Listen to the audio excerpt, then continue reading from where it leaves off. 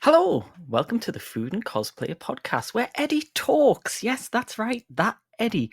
But I just want to inform you that we're about to listen to some views and comments from the hosts and guests that may not reflect everybody's opinions. So keep it nice, all right? We want a nice open conversation.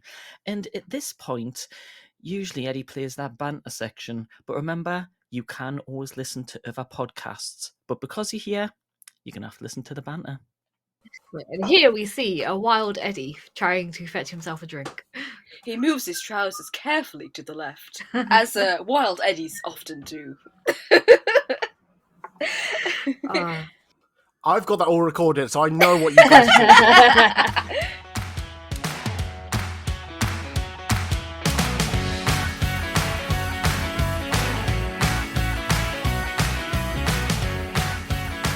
Hello everybody, this is the Talks About Podcast, a weekly podcast talking about cosplay, Comic-Con, and everything else. I'm your host Eddie. This week we are talking about how we ruined cosplay. Have we ruined cosplay? Anyway, joining us on the podcast is Catherine from Kitty Cosplay 94, or just Kitty Cosplay. We'll just go with Kitty Cosplay. No, is it 94? Hi. And then we got Kitty's Cosplay 94. 94, yeah. Fair enough. And we got Luna from Luna Asker Luna Cosplay. No, just Asker Luna. Asker Luna. I did this the last time. I listened to that podcast as well. I'm going, must remember. Just Asker Luna. There's no cosplay, just Asker Luna. Jesus Christ. Where did that come from anyway, by the way? I am a nerd through and through. So there's a game called Tales of Symphonia from my childhood on GameCube, and one of the summons is Luna, and she has a pet bird, Asker, and I just flip them around and combine them. Oh, very nice, very nice. Okay, then, Kitty, I'm not going to bother with you. Just. Okay. Would you like to tell? It's okay. No one ever does. I changed my mind. I would love to know what is your name for? Where did it come from? How did you come to your name? Well, I am in no way as creative as Luna. My name is Kitty. I like to cosplay, and I put 94 on the end because Kitty's cosplay was already taken by a lovely girl in America who I met, and we did the Spider-Man point, you're Kitty's cosplay, I'm Kitty's cosplay, are you Kitty's cosplay, I'm Kitty's cosplay. So it's not creative. And we've spoken about this. Have you stalked her further and made sure you've taken over her life? Oh, yeah, for sure. I'm slowly just integrating everything. And one day I do plan to move to America and just, just take her life completely. How do you know we already haven't switched? Ooh. Ooh. Well, I'm glad I now know your name. I'm glad that we are getting to know you a bit better. But let's do a proper get to know you. We'll still stick with Kitty, Catherine. Catherine, Kitty. I'm a real mess. Whatever. Yeah, whatever. Oh, God. Anyway, Kitty Cat. It's okay. My old YouTube channel when I was 10 was called Kitty Kit Cat Catherine. I might just call you Kit Kat because it might just be easy for my brain. Anyway. Kit Kat. Kit Kat, how's the last 7 days for you? It's been all right. I am on this really intense skin medication, and it makes me so tired. So I've just been asleep for the past 7 days. Oh, bless you. Sorry, what are you putting into your face that's making you tired? Are you putting dumbbell weights on it somehow? Are you flexing your skin that way? It's called Accutane, and if you Google it, it's the most terrifying thing in the world, and I have to have blood tests every 3 weeks to check that my liver still works. Is this the same thing you told us last time? Not on the last, but one of the podcasts you mentioned. I think I was about to go on to it last time we spoke. I can't remember what you used it for, though. Now I have to listen back. I think it's something... Oh, I can't. It was something to do Oh, Satan's Piss. That's it, yes. I forgot about that. Clearly, Luna does not know what we're talking about. Do you want to quickly explain what Satan's Piss is? Satan's Piss is a deodorant you can buy. It's actually called Dry Colour, but I call it Satan's Piss because you put it on your armpits and it burns them to a crisp so you cannot sweat anymore. Oh. It is the best thing ever for cosplayers because you use it for about a week and you are unable to sweat for a month. Physically unable to sweat, but you also just don't sleep for a week because it's the most painful thing in the world. What you're saying is use this on Con Crunch week. Oh god, yeah. And then you literally you can't sweat during Comic-Con, no matter how intense it gets. You can't sweat. And now this stuff is stopping me being able to produce spots for the rest of my life.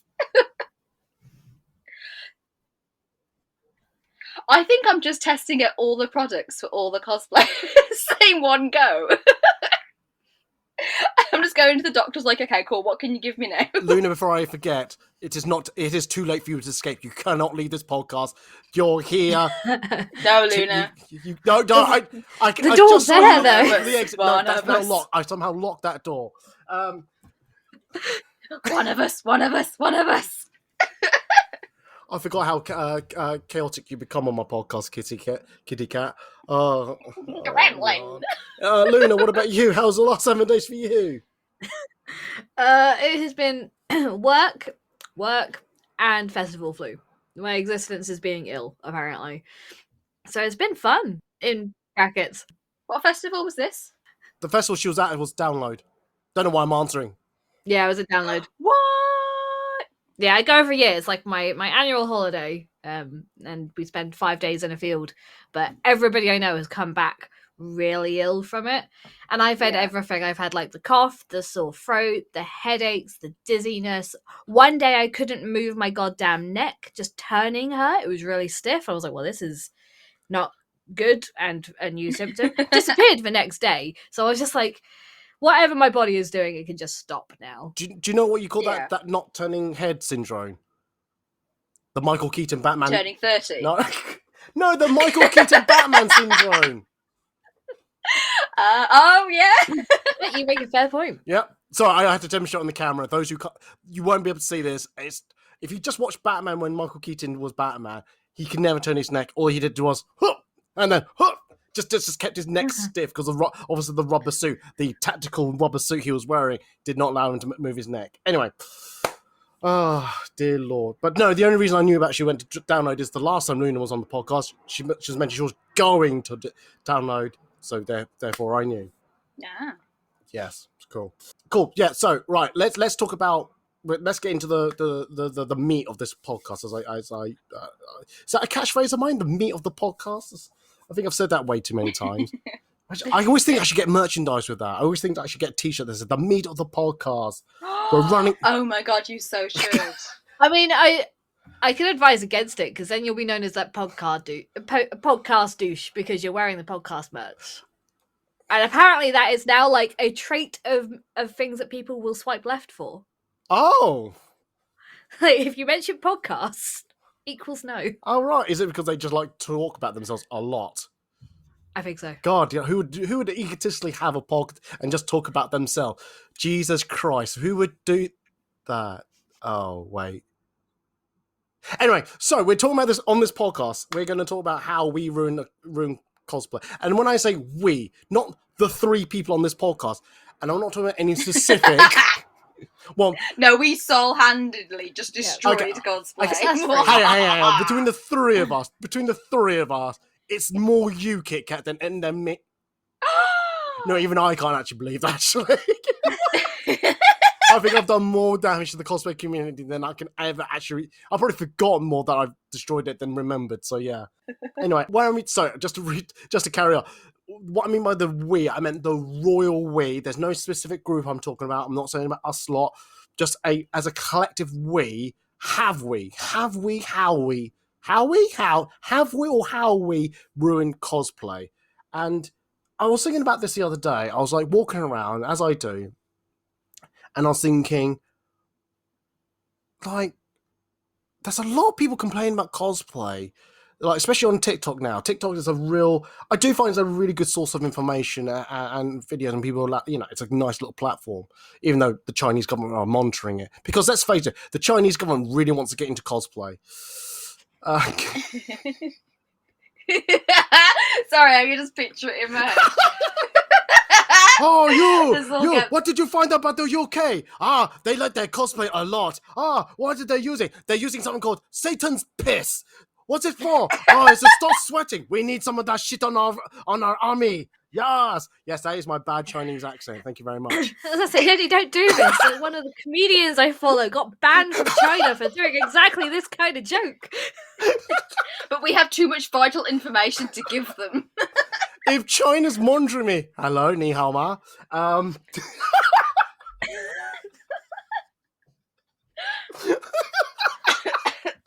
wow. Yep. Sorry, that little. How did Eddie get cancelled by the whole of Republic of China? Well, anyway. So how did we ruin cosplay and China? As I was saying before, I really dig a bigger hole. So yeah, like a lot of people like using like the social media platform to moan about this, moan about that, certain aspects of it, and things like that.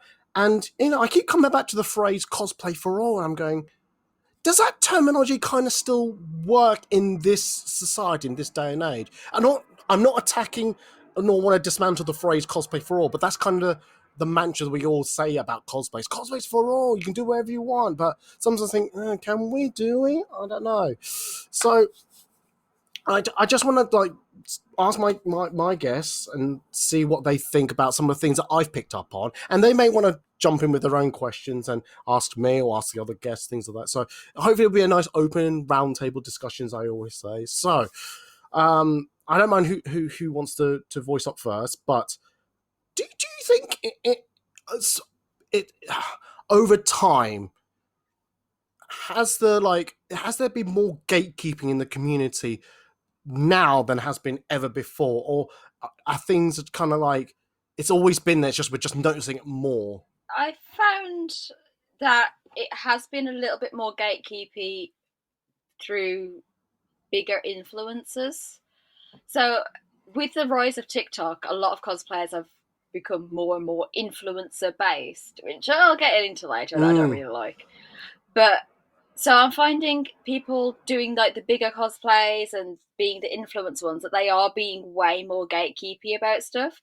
But there's been a rise I've found in smaller little communities of cosplayers who are just starting out helping each other. So like when I wanted to do the Spider-Girl cosplay, I actually found a really nice small group of people with small followings, and they all just gave me all the information I needed to get that Spider-Man costume and to get it as good as it was going to be. But when I asked bigger people, it was no, I'm not going to tell you that, which I thought is a bit weird. And it's always been there, but I think you see it more and more on TikTok with people in the comments going, well, where did you get that cosplay? Where did you do this? Where did you do that? But I'm also finding that people who are starting out aren't even trying to find it themselves. It's just oh, that person there has the cosplay I want. Tell me where you got it from. And it's like, well, just do a little bit of Google, but I'm happy to help, but just do a little bit of Google. Oh, so you're saying there's a bit of, in a sense, like a small e, a bit of entitlement that when someone goes, oh, where'd you get that? That you kind of get that sense of, oh, that they're not bothering to try. They just expect to get that answer from you. Yeah. So like I'll always tell everyone like where I get all of my stuff from and how it's made. Like with the Squirrel Girl tail, I've told everyone how it's made. But when people are just making up new accounts and they've just started cosplay and that's the first thing they ask, I'm like, okay, I'm happy to help you, but cosplay is about being creative and finding your own solutions and making it your own. So it's all well and good us telling you where to get it from, but it'd be good if you could make your own sort of style on it, if that makes sense. Oh yeah. So it's kind of it's up and down. I don't think it's got any worse, but I don't think it's got any better. I just think with TikTok, a lot of the people who think they're big influencers are now got a sense of privilege, pride. Is that the right word? You know, I'm in no position to use that word. No. I know. No. I think I know what you mean. Like I said, I think. We'll get. No, should we talk about it? I know you. I do feel that. So again, me sitting on TikTok for about 3-4 hours a day. I'm not wasting my time doing that. I do see the algorithm like showing more and more videos that are showing more entitlement privileged people that are being caught out on camera. I'm going, oh, so like you said, I don't know if this is why I asked the question. are we noticing it more, or has it always? No, sorry. Is there an increase of it, or we were just noticing it more? It's just the level. So the level of, as you would say, no, as we are saying, entitlement privilege is still the same. It's just we're just noting it more and more now. Yeah. Yeah. Yeah, I think that's a good point. What do you think, Luna? I do think with the rise of cosplay being what it is and the rise of like nerd culture being so much more accessible, and that includes like us being able to access materials and buy cosplays, etc. You know, when I started 15 years ago, we weren't able to buy cosplays. Wigs we had to import from America, and even then it was limited. I think there definitely has been a rise. Like, so I kind of see the cosplay scene as it's gone into this kind of college-esque, you can't sit with us because you don't have enough followers, or oh, you didn't hand sew your cosplay, so therefore you're not at the same level as me, or oh god, you're a Genshin cosplayer, I want nothing to do with you.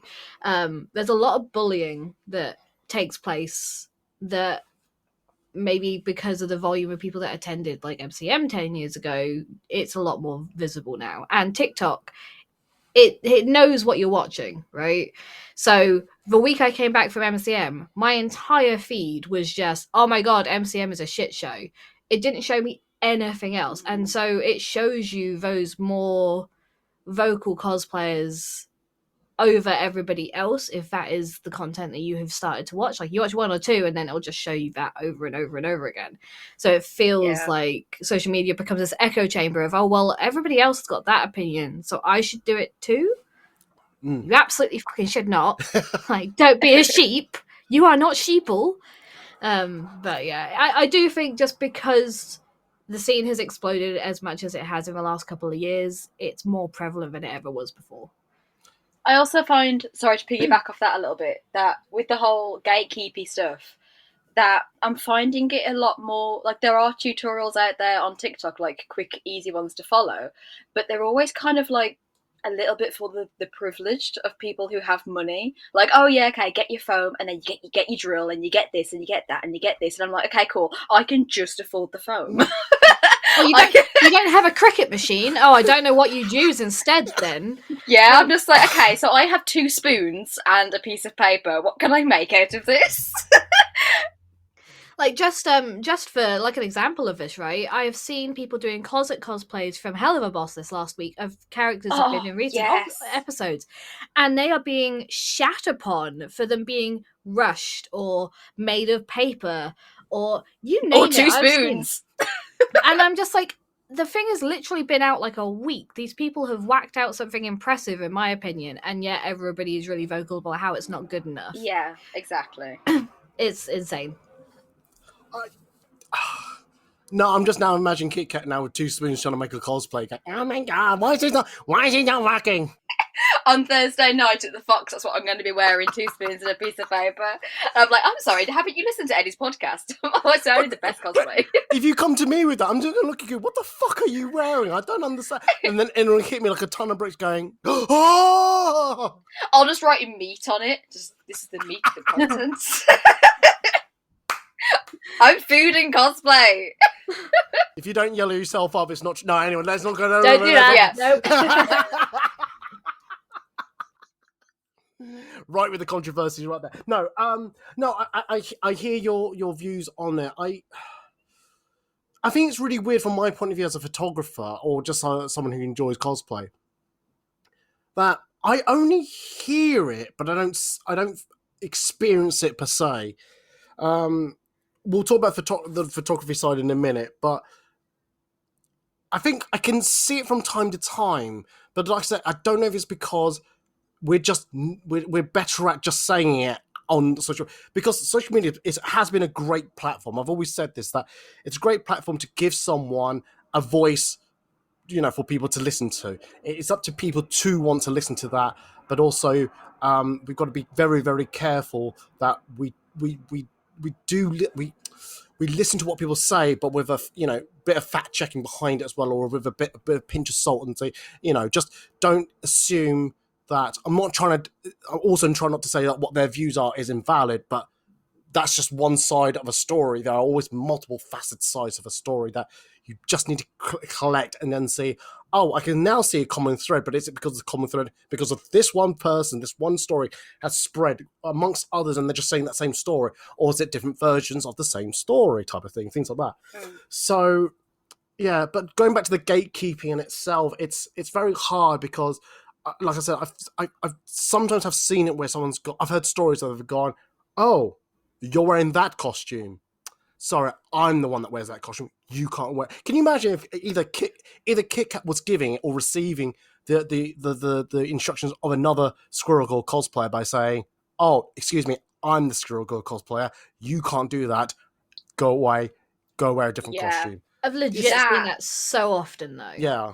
I was going to say, you get it so often. It's ridiculous. Oh, I cosplay that person first. So what are you doing? Yeah. It's just, we're all here to celebrate our love and passion of the film, the TV show, the character, the book, or whoever, even if it's an OC or whatever. Yeah. Why is it such a problem if you're cosplaying, if there's like 5 different Squirrel Girls? It's even more awesome because you've met someone who is so passionate about the same thing as you. It's like, you are my instant best friend. And that should be that's generally what I think the reaction should be. It's like, oh my god, someone has like either cosplay this niche character or this popular character. It doesn't matter if it's niche or popular. You know, it's sharing your love for it. And this is going back to the cosplay for all mantra. That's what I think part of that means is you're showing your love for a character that means something to you. Yeah, and I don't want to mention this franchise too much. So I'm going to be very brief and quick. If you choose to carry on cosplaying Harry Potter characters, I will not think less of you, because I can see from a point of view that the story of Harry Potter has a meaning for you, not to say, oh, I am supporting said author's viewpoint, and that's all I want to say about that. Anyway, going back to the gatekeeping and all that. Oh God, I hope I'm going to get comments from that. No, but yeah, I just think it's absolutely ridiculous that there are people out there, and you know, no one can convince me otherwise. There isn't. There are people out there who will just go, "Oh no, you can't do it that way." It's like, okay, fuck off. Just you do. You know, if you want to be competitive, if you want to be like that, if you want to be a what's it called, major douchebag, you do you, boo. That's all on you, okay? And again, I find that as well happens like. It might not be, but in my personal experience, I found that gatekeepiness happens with much bigger cosplayers. With people starting out, I never experienced that whole gatekeeping, oh, you can't cosplay that person, you do this. But I've met several, like, kind of big cosplayers who are a bit like, oh, but that's the character that I'm known for, so can you just not do that cosplay? And it's just like, yeah, but you aren't that character. I'm really sorry, but you aren't actually Harley Quinn. So... No, I think I've got a theory behind that based on something I know about. So basically it's about identity. People who feel like that costume, that character, either one represents them or two has catapult them to a certain level. And because they've associated that identity to themselves, they've anchored that as part of them. If someone goes out of the way to attack that identity of any kind, like, oh, I'm also doing that, or that character did such and such, or oh, this franchise has become toxic and things like that.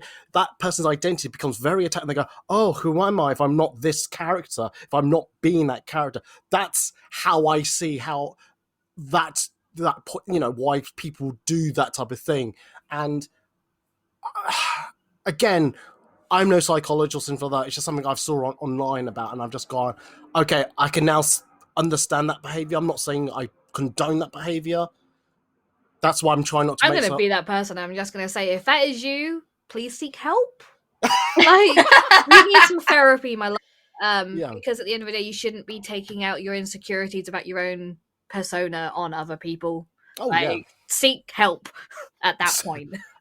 100%. I'm going to move the conversation along. I'm assuming Kit Kat's been around the community as much as me and Luna has, and I'm sure I've asked you this question before, especially when we did the MCM review thing. But overall, is the photography community within the cosplay community, is it getting it too competitive, either both from a cosplayer to a photographer relationship, but as well as photographers being in the same, literally sitting in the same room? So it's one of those things that I kind of monitor from the sidelines, and I see the cosplay photography scene as getting equally as gatekeepery. I had a mini vent to my other half, very vocally after Comic-Con, and all the videos had come out, and X, Y, and Z video photographer was just like, look at this fantastic video, and I'm gonna say it right, they are full of white, skinny, very revealing cosplays, and that is the entirety of the music video, and then that's also the entirety of their videos. They don't actually showcase cosplayers, they showcase models. Basically, this is what it comes down to. And I get it from a photographer's point of view that you want to work with those people because those are what are going to be getting the most interaction on your social media channels, you know, the clicks, the saves, the favorites on TikTok, etc. But and I'm sure you remember, Eddie, there was that lovely group that became the photographer club that would go to like LAGC. If you know, you know. And they would only work with a set amount of people. And they were gatekeeper. If you didn't know someone in that group, they wouldn't work with you. And yeah, it's interesting because luckily you have been fantastic. You stay very neutral, and you know a bunch of photographers that also want to work with other people, of all shapes and sizes and colors and disabilities, etc. Which means that we're getting some new photographer talent to the scene that no longer gatekeep.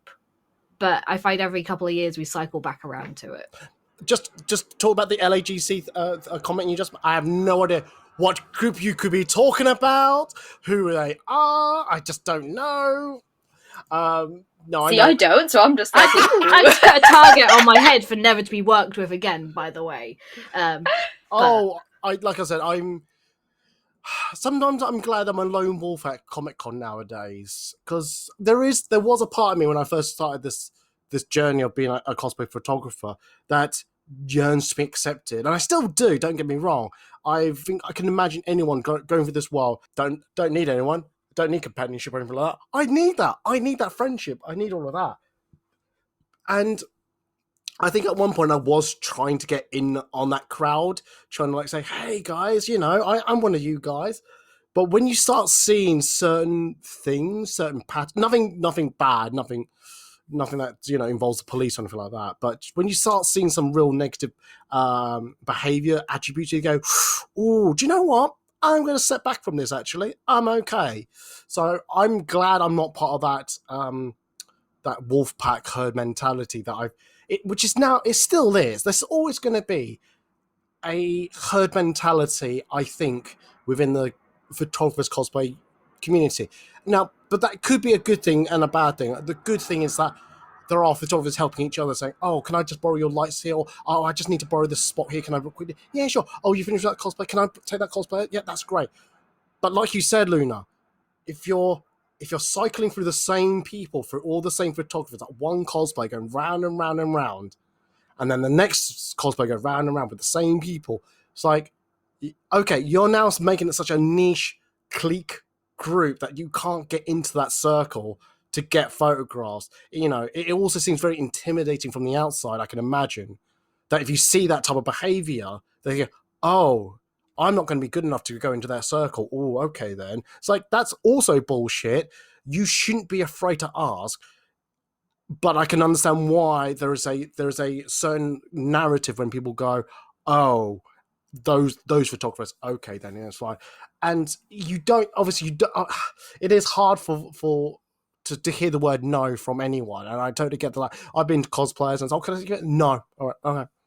It's hurt. It fucking hurts, you know. I mean, what have you seen? Like, obviously, you've said that you've seen like some of it. How do you feel the photography scene is like now? Like, Yeah, it is getting, I think, definitely more accessible. I do think there are more and more photographers. I'd like to see more female photographers, if I'm honest. I want to see more cosplayers become photographers as well, because I think there is a real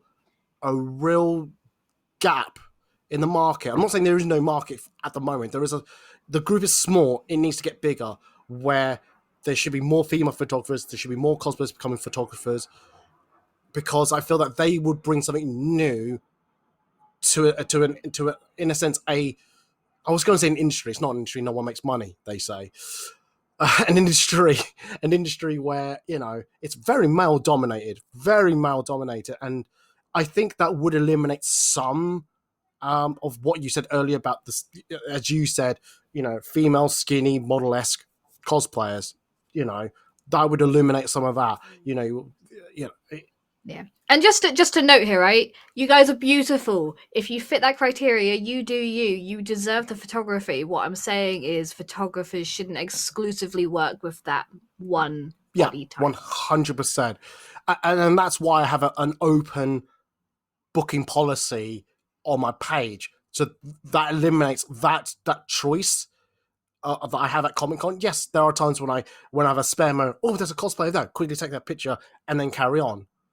You know, so that, you know, both what I like to shoot and what people like to shoot with me are both being covered and things like that. And you could also argue, oh, does that mean, Andy, then there are times you've shot people you didn't want to shoot? Probably yes, but that doesn't mean I don't want to shoot them. It actually expands my portfolio a lot more. It pushes my creative skills even further to work with people that I'm either unfamiliar with, or people I didn't know existed. You know, characters I didn't, things like that. It really pushes my limits, and it's really quite, it's quite nice to do that. Catherine, I didn't quite, you know, I don't think I've got your viewpoint on this. So, do you think the photography, you know, community is getting too competitive, or is it always been the same? It's a really interesting point that you made about there not being many female photographers, because you know what, I hadn't even really noticed. And then when you pointed it out, I was just going back through my head thinking of all the photo shoots I've done at Comic-Con and going, you know what, yeah, there is only one female photographer at Comic-Con that I work with. And that's not just because, like, obviously I have not noticed, and that would be awesome, especially for, like, newer cosplayers, or maybe cosplayers who have had really bad experiences, who don't feel comfortable shooting with male photographers. That would be something really interesting and really should happen more at Comic-Cons. I've been really lucky that I have shot with a lot of different photographers, so, and like, they've become my friends, so I continue to shoot with them. I have found that there has been like one particular group photography person that are just ridiculously hard to shoot with, because they only shoot with the famous people. Yeah. Well, I use famous with the little finger things. Famous. Because I just hate calling, like, cosplayers famous. I'm just like, come on. But I find that's a bit difficult, and I think it's a shame, because they get it all the time, and obviously they do deserve it because they've put a lot of work into their stuff. But what I love is seeing new cosplayers, and you can see it on their face when they first see a Comic-Con for the first time, or when they first get their, like, someone recognises them, or their first photo shoot, or they're being in their first video. It's just such an incredible and core memory experience for them to have, that it's just becoming harder and harder for those people to get those core memories from when me and Luna probably first started cosplaying. It's just, yeah, I just wish it was more open to first time cosplayers, like whether there's something we can do about that, I don't know. But it's interesting always to get the photographer's point of view of this as well. There's always going to be some way we can help people, but there's so much for people to do. But that's what's great about the cosplay community, that there will eventually be something like that set up by someone. But that's what just aggravates me a little bit, that every time I see that particular photography group of people, I'm just like, you aren't gonna ask me, are you? Because I'm not really famous, and I dress up as a boy or a dog. Or maybe a squirrel. I'm sorry, I'm not sexy. Funnily enough, I did my master's on this. social media and community. I think there is no middle ground with social media anymore, and that's the problem. When it first started, we started in the beautiful middle ground where people would go to Twitter whenever a new episode of like Star Trek was on, and the community would come together and talk about that episode. And then when Comic-Con started, the community would come together and talk about cosplay and talk about these awesome new pop culture events. And so we had that beautiful middle ground when the internet was first released and Comic-Cons first started. And probably while me and Luna were still just about to start them. But now, because social media has grown to such the vastness that it is, that middle ground has just become so kind of like left-wing, right-wing sort of split. There is no in-between. There is the pure good that social media has done for cosplay and its community, and the pure evil. And I'm like that with TikTok. I hate it more than anything on the world. But I see it for its brilliance that it has done to Comic-Con. And you can see it if you went to like London Comic-Con before TikTok and London Comic-Con after TikTok. It has drastically changed the landscape of what Comic-Con now is, for the better and for the worse. So for the better, I won't go on forever because I could talk about this forever. For the better, the last Comic-Con I went to where it was like really TikTok focused for myself, I found myself working with and talking with a lot of new and younger creators, and so even like a few really inverted bunny ear finger famous creators as well. And people were more willing to just run up to you and go, oh, can we make this TikTok really quick? Oh, can we be friends on this? Oh, can we work together for this? Oh, can we make this content together? And it was just a weekend jam-packed full of us making content, making new friends, and not caring about anything. It was wonderful. And that's what would that's what would drive me to go to Comic-Con again, is to do all of that again. But the problem is that it's given some people that that word that Luna used earlier, Entitled, privilege. That entitlement and privilege, thinking that they are now, oh, I have like 200,000 followers on TikTok, so like y'all have to like be my slaves, carry my stuff. And I'm like, man, you had one video go viral and now you think you're better than everyone. It's like, oh yeah, well I have a creator pass, so like I get to do whatever I want. I get to go through the back doors if I really want to. And it's like, man, you got a creator pass because you're a little pretty. Just get over it. Right. Before I bring Luna in, because you just used the creator code, basically, the reason why halfway through that speech, Kitty laughed, because I'll show you to the screen again for us three. Someone's been posting on social media that someone's doing a podcast. Who's been on Yeah. Who's been on their social medias? Can you see why the camera was like, yeah, you shouldn't have a camera on? Oh, you're fine. Oh, shut your mouth. Shut your mouth. My big blue light glasses just like protecting me. No, there's a lot of that I do agree with you. I do think the the age of influencers and things like, just before Luna jumped in with the creator passes, like I've mentioned this many times before about the creator passes. I think you are given an opportunity to be at an event type of thing to help promote the said event and things like that. But I just think some people just misuse that so badly. But anyway, it's just like, but obviously it works two ways.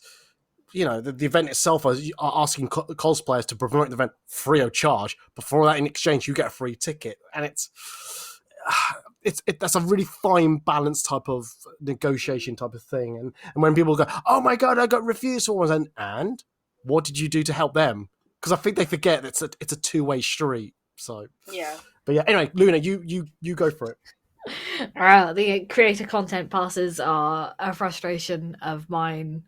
And like I've received one in the past when it all relied on Twitter and like Twitch. Got one through that.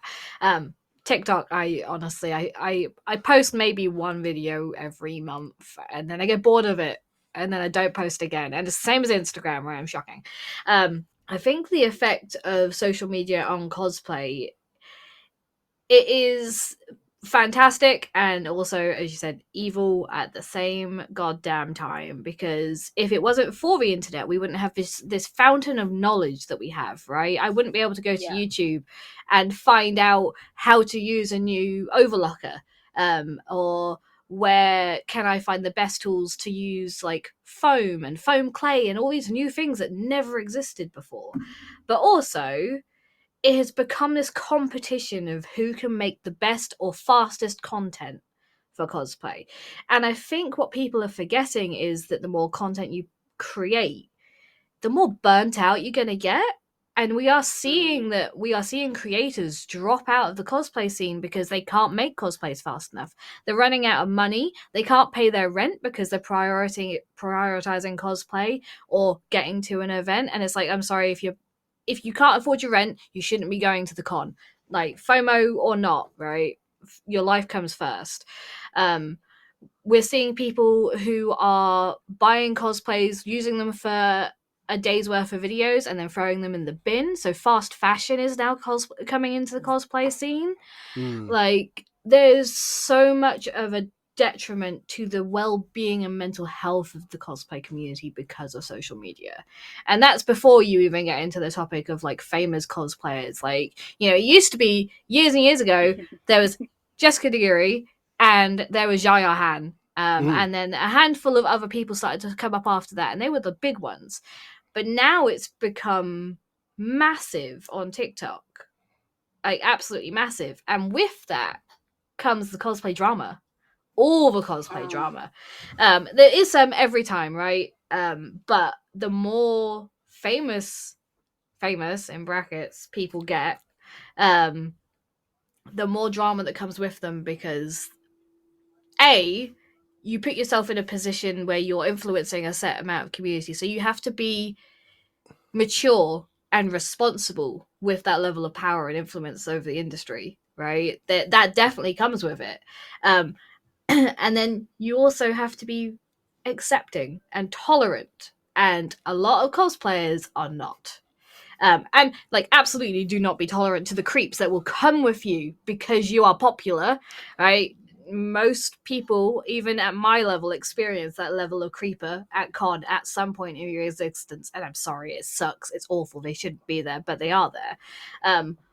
But people don't know how to handle that or what to do. Yeah. And it's not on the convention to make sure it's a safe space from those creators from the get-go, right? They should have the reporting tool. But if you know you've got that coming with you, it creates a negative atmosphere. And then I've seen friendship groups break at Comic-Con because, oh, well, this person didn't want to be in my TikTok and therefore it's not acceptable. I mean, you see them splinter, and then they cry at the hotel, and they like, who can put me up for the night because my friendship group has abandoned me? I've seen that so many times. And I'm just like, as I said earlier, it's become this college/high school mentality because of the rise of social media, and I am too old for this shit. But I was just about to say that exactly. Like, yeah, I still see all this drama, and I know people that are in the drama. Yet, like, I'm turning 30, and so these people are also turning 30, and I'm like, have they just grown up and then continued the drama? Or am I just out of touch, and is there like the next generation of cosplayers, and are they also having the drama, or are they just actually having a good time? Oh no, the baby cosplayers, like, I love and support them, right? And I make friends with them as much as I can, but they equally have this drama. And a lot of it has become more around who made their cosplay, who bought their cosplay. Oh, well, that person shouldn't be competing or going on the masquerade with their cosplay. That kind of nonsense comes into that group a lot more often. So the circle of cosplay life. Yeah, it just loops every 5 years. I give you my magic staff. Go in a fucking loop. It. I want to like throw this in a sense, this maybe inert bomb in the middle of this conversation. Should we be treating cosplayers as like famous people, such as? So I can't really speak for myself per se because I have been invited to a film premiere, but things like cosplays at film premieres, or like I said, creator passes at a Comic-Con, you know, things like that. I'm trying to think of other things that's happened with cosplayers. Oh, like, you know, businesses asking them to like promote like maybe makeup stuff and things like that.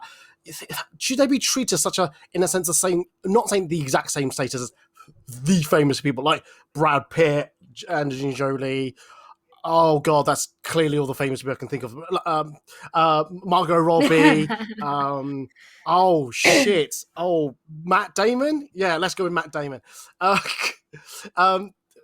Yeah.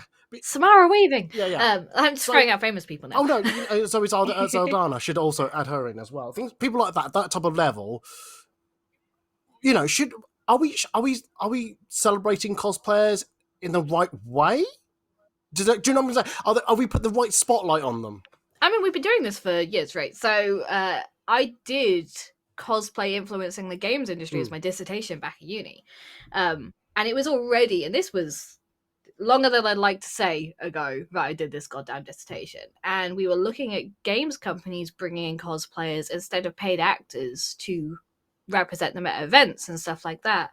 And I 100% endorse this, right? I love seeing this because it showcases talent.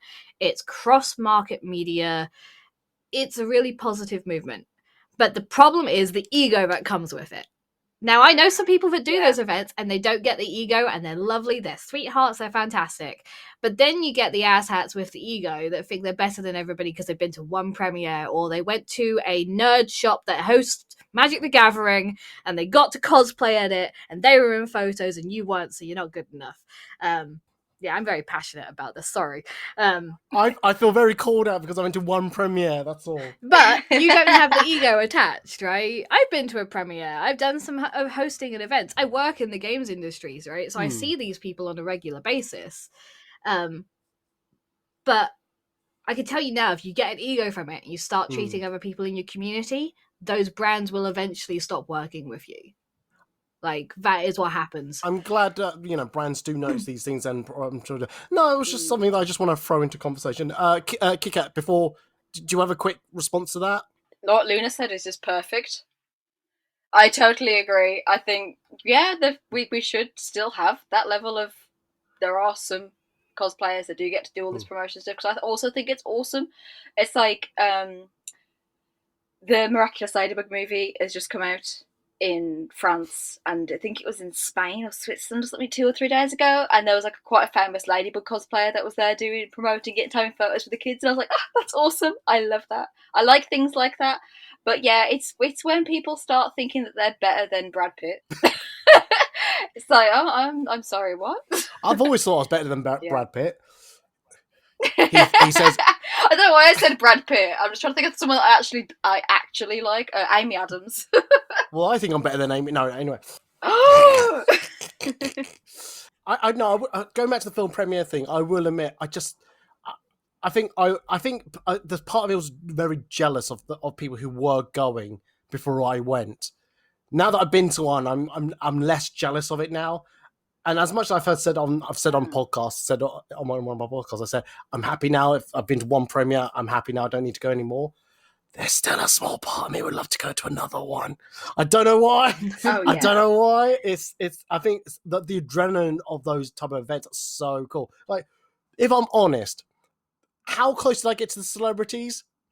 Fairly close, but I could see celebrity guests at a convention. Yes, I just have to pay for it if I want to sign signature. If I go up to them and just talk to them, that's fine, and things like that. So it's not like I can't go and see celebrities in either scenarios, but yeah, it's just the adrenaline of it. But no, because I feel like being at a premiere, you feel like you're part of a selective, a picked selective group to go, and you are finally recognised for who you are and what you are, type of thing. So yeah, I just don't get it when I see premiere photos of cosplayers going to them and they're not in cosplay and they're just on the red carpet. Hey man, I was a photographer, man. I didn't have to cosplay. But I'm just like, okay, so why are all these people here? Like, and they're getting photos on the red carpet and like on Shutterstock, and I'm just like, yeah, but you're not in cosplay. You're not the character from that film. Why are you there? You're not famous. That's what I don't get. Like, if you're gonna do it in cosplay that is centered around the film. And if you want to cancel Kitty cosplay 94, that's her. I stand by it, man. I'm like, put a cosplay on. What are you doing? Oh man, and no, I totally agree with you on that. So if you're going to cancel anyone, you can cancel at least the two of us. Luna joining or not? Yeah. Do you need? Oh no, Yeah, definitely, you right? can cancel the But three of us. I think the reason why they're probably not in cosplay because it's a who you know, not what you're doing. So you'll probably find they are connected to the social media team for that product to get into that premiere. That's how that usually kind of works. So therefore, it's like if you've had it on your social media, you might be connected and therefore on like the PR list, and then get pulled in and just attend. Yeah. So like I get it, but yeah, no, put some effort in. At least make it like casual, Disney bound esque. Yeah, come on. And on that bombshell, we're definitely moving on. Right. I mean, we are dangerously running out of time on the podcast, so I just want to move it along. And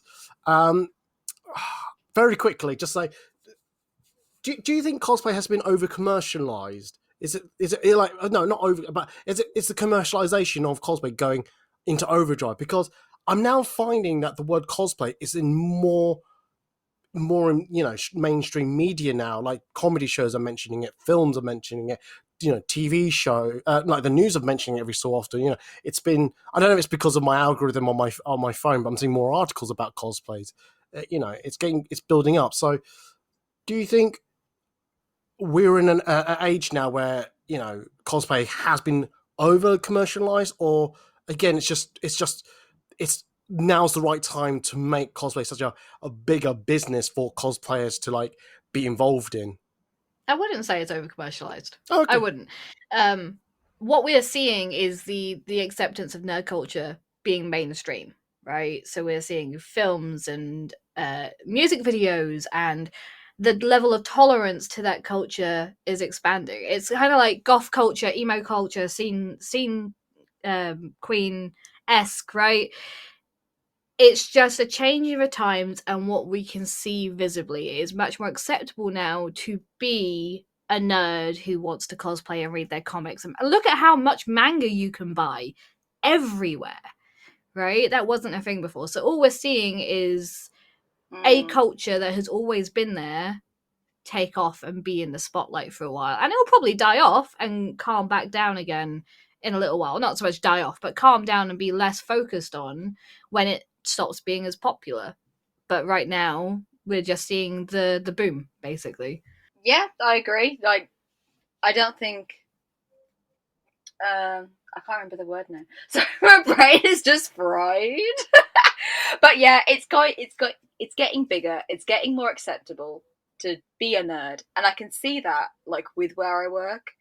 It's just it never used to. When I used to go and get my manga every other week, I think I was like the only other person in the shop. There'd be like me and my sisters and one other person.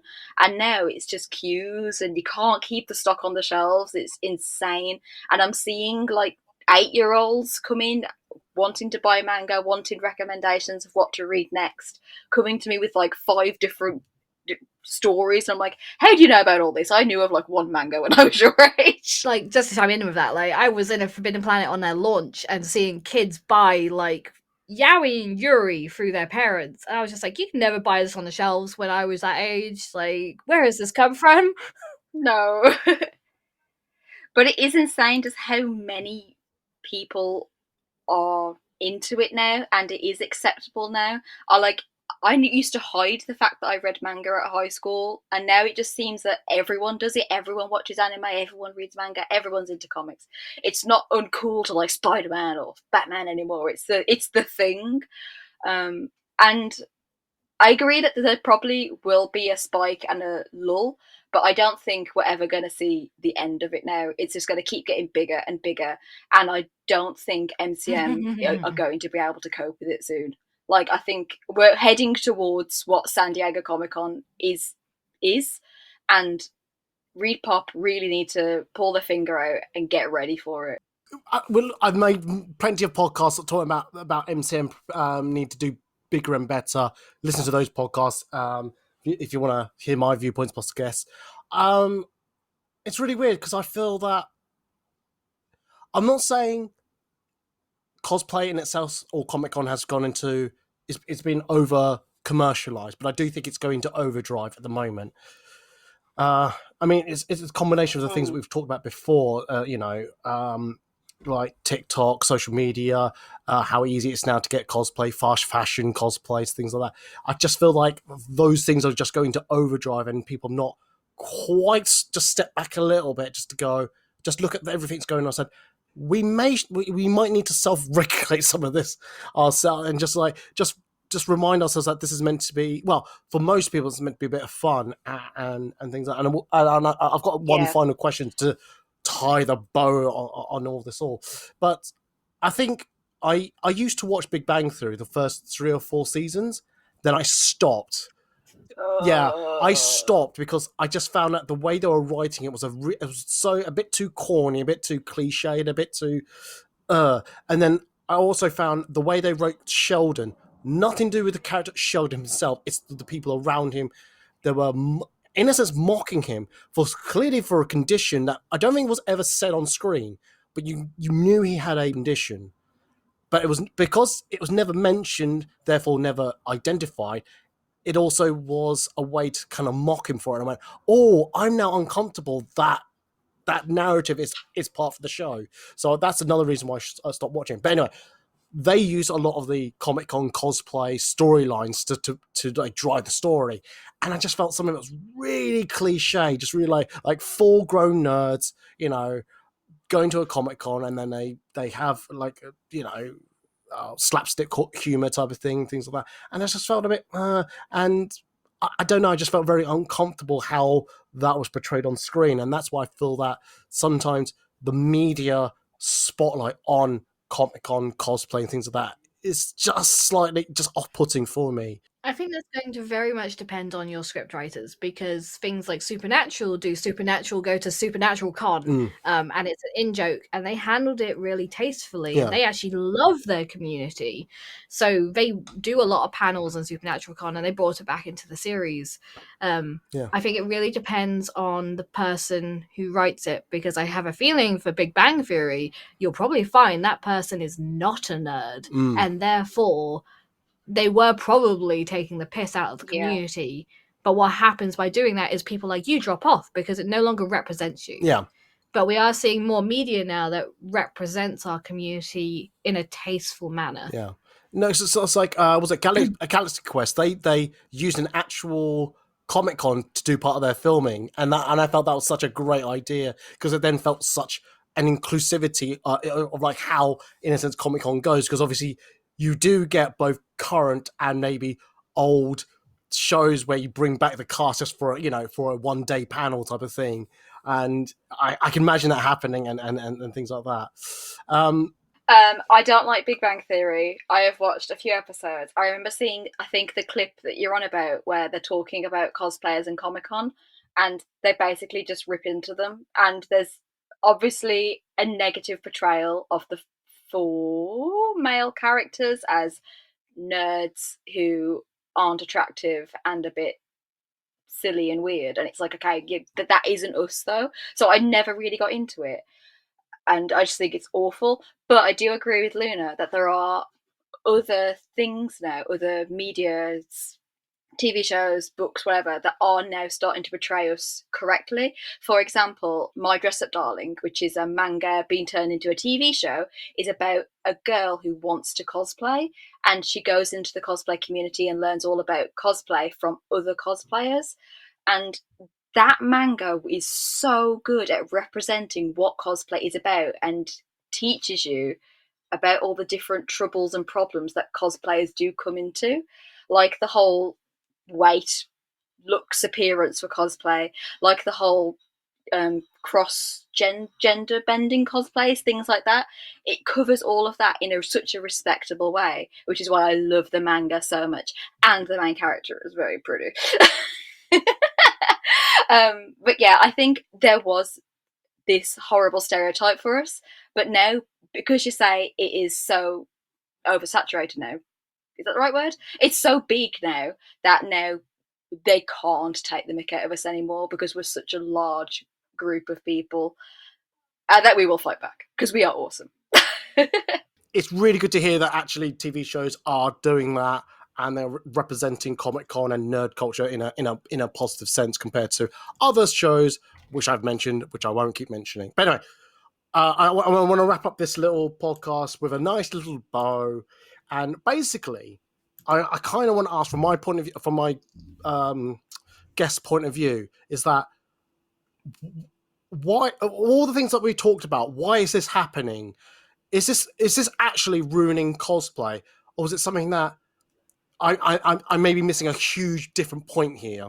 I don't think this is ruining cosplay. I think it's changing cosplay in a whole new way to what we're used to. And it's just developing into something new that we're going to have to change with it as well. And the people are just going to have to learn how to deal with this ever-changing world of cosplay and Comic-Cons and everything. And I think it's exciting to see where cosplay goes. Just remember that people who are joining the cosplay community and joining the Comic-Con community, that, you know, you're so lucky to have so many resources and to have so many people, and just be respectful to your elders, because we've been through so much. You do know you're 10 years younger than me. I will tell you what. Yes. I mean, honestly, I forgot that too. We'll talk about that in the podcast extra. Anyway, Luna, you go in before I talk. Yeah, I think this is very much about how you approach the cosplay scene as an individual. Don't let others ruin it. Don't gatekeep. Don't be a dick. Always a key point. I cosplay for me, no one else. So as long as I am having fun, I don't give two shits. And I think, honestly, that should be how everybody approaches this. Because if you're having fun, others are having fun, and you're going to have a good time. Like, you need to take the positives. There's so much other shit going on in the world right now that is bringing us down and causing our lives to be horrid. Don't make your hobby horrid as well, because you're going to end up dropping off and then be sad that you're no longer in your hobby or your favorite pastime because you've let it be ruined by what? By the self-imposed cosplayers X, when actually it is meant to be fun. Yeah. No, yeah, I totally agree with that 100%. I think, from my point of view, is that, like you said, you need to know what you're getting into this community for. If you're using it because you want to become an influencer, so be it. Do whatever you want. Do what you need to do to get there. Just like Luna said, and probably a lot of other people say, don't be a dick.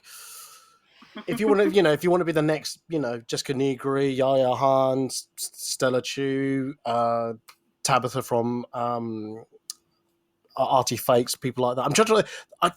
I've always had this thing about, if you name like the biggest UK cosplayers, there's not many, if I'm honest. But anyway, yeah. I mean, I think along with that, right, people, especially people new to the scene, it's the same as Twitch or YouTube or whatever, right?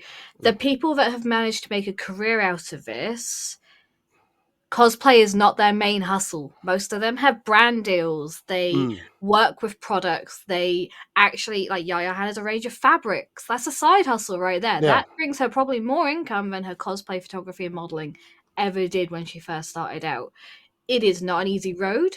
It is not an easy career path, and you will still need to work your ass off some other way for income to do it. It is not the easy option, and everyone needs to keep that in mind. Yeah, and that's literally what I was about to say, is that don't see what they're doing and thinking, oh, I can do that. It's like, there's other circumstances which has gotten them to where they are and things like that. Yeah, some it's luck, some it's like door opportunity, things like that thing, but don't think that's a career path everyone can get to. That type of top tier is like literally the 1% that can get to that level. I have to remind myself I'm doing this as a hobby. I keep saying, people say, oh, Ed, you should become a professional photographer. It's a really hard industry to crack and get money out of people. And I don't think it's something that I don't have the fortitude to pursue that and hold, to be headstrong about trying to get money out of people and things like that. So yada, yada, yada. So that's, I think the conclusion is that I was coming with that. I don't think, in a sense, cosplay has been ruined because of all these external things. But I'm not saying we're at a tipping point. If we're not careful, we will get to that point if we're not careful, and then everyone will just bitch and moan about cosplay so we'll bitch and moan so much that it will become such a toxicity that no one wants to be in it and things like that. So yeah. Anyone else want to put anything else before I close the podcast off? Don't be a dick. No. Quote by Luna. Don't be a dick. 2023. You name this podcast "Don't Be a Dick." Oh, Jesus. Anyway, we're gonna do we'll do a podcast extra. The Ed Still Talks About section. Go on the Patreon and all that. But before we do that, just want to say thank you to Kit Kat, thank you to Luna for being on the podcast and for sharing your views. Alphabetically, Kitty, where can we? Catherine, Kitty, Kit Kat. Where can we find you on the social medias?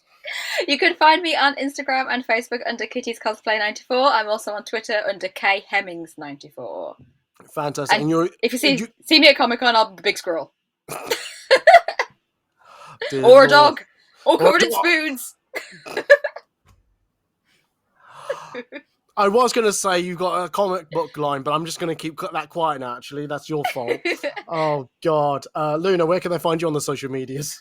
Yeah, it's Ask a Luna over on Instagram and TikTok and Twitter. I almost exclusively use Twitter. If you go to the other ones, expect like a 6-month delay in any photo.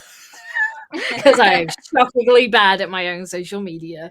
But yeah, that's the main ones for me. Dear fucking Lord.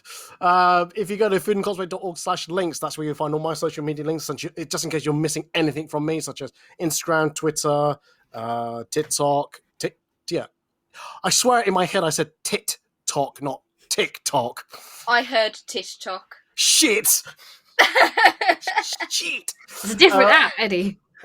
Yeah, or is it? If you go to foodandcosplay.org/podcast, you'll hear podcasts that I've recorded with these two lovely ladies, previous guests, previous subjects. Go listen to those. A huge back catalogue about. This will be. It's about 160 now. This will be. Yeah, we're around about that 160 mark now. Wow, 160 podcasts. Wow, that's a lot. Anyway, what was I going to say next? What was I going to say next? If you go to patreon.com/foodandcosplay, you'll hear the podcast extras plus others. If you donate £2 or more, we'd really appreciate it to help me produce these podcasts and help host these podcasts and things like that. It'd be actually quite interesting if you got this far the podcast that you put what should we ask people?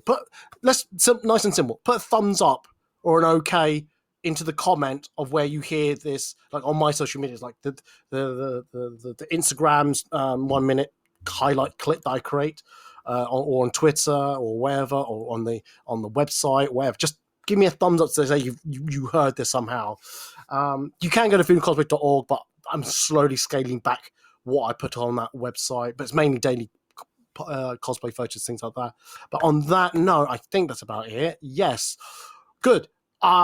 Thank you very much, ladies, for being on the podcast. We're going to head straight into the podcast section, so I hope we will see you guys there. But on that note, I'm going to say goodbye, and they're going to say goodbye. So, bye, guys! Bye. Bye. Where are my wooden spoons? Comment an emoji of a spoon if you got right to the end.